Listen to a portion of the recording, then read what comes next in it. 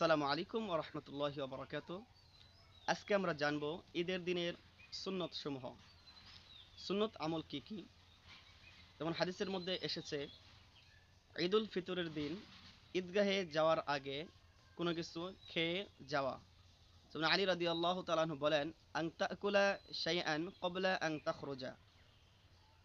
ঈদগাহে হেঁটে যাওয়া। কেননা হাদিসে এসেছে আন আলী রাদিয়াল্লাহু তাআলা আনহু ক্বালা মিনাস সুন্নাতি আন তাখরুজা ইলাল ঈদি মাশিয়া।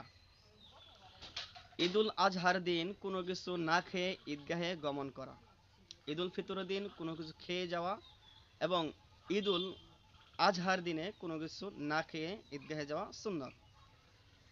ঈদের দিন ঈদগাহ ময়দানে এক পথে গমন করা এবং অন্য পথে প্রত্যাবর্তন করা।